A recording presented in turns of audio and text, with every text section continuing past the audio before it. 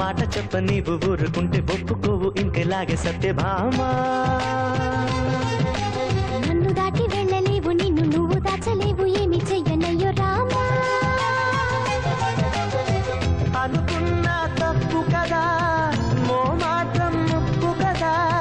మనసైతే ఉంది కదా మన మాటే వినదు కదా. పంతం మానుకో భయం దేనికో.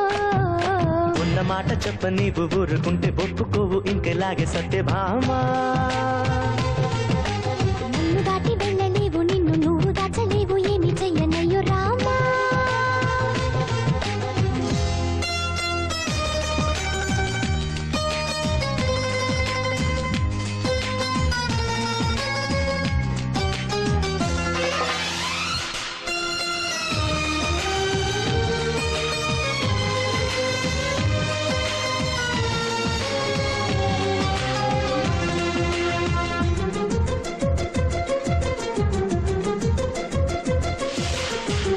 వదన్న కొద్ది తుంటరిగా తిరగకలా నా వెనక నిద్రలో కూడా ఒంటరిగా వదలవుగా.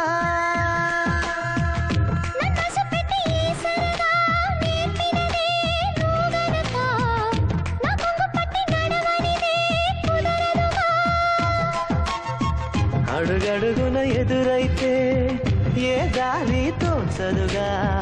అటు ఇటు ఎటు తేల్చవుగా మన కథను తొందరగా. ప్రతి చోటనే నవ్వే పిలుస్తోందిగా.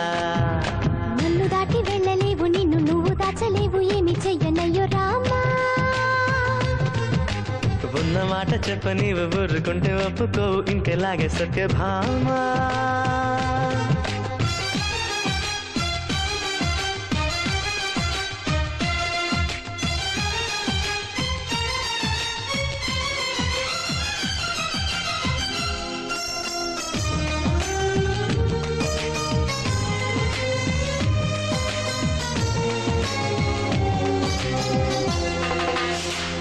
అమాయకంగా చూడగలా వేడుకలా చిలిపికలా అయమయంగా వెయ్యకలా హాయివలా.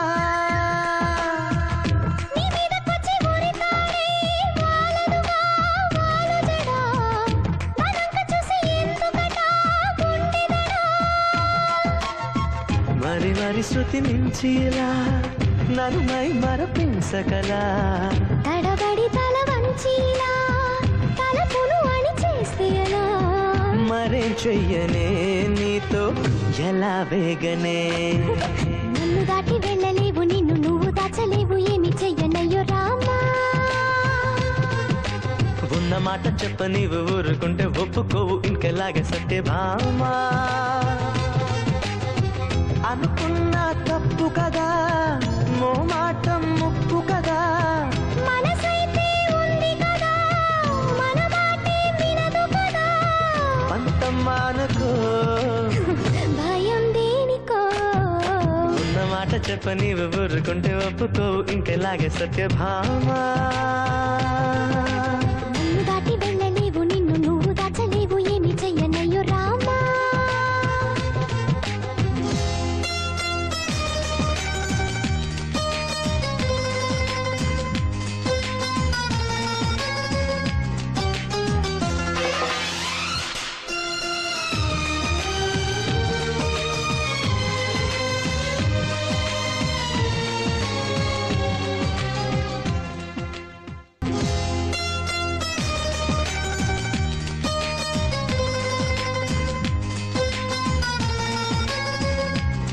హాయ్ ఫ్రెండ్స్, ఎలా ఉంది ఈ సాంగ్?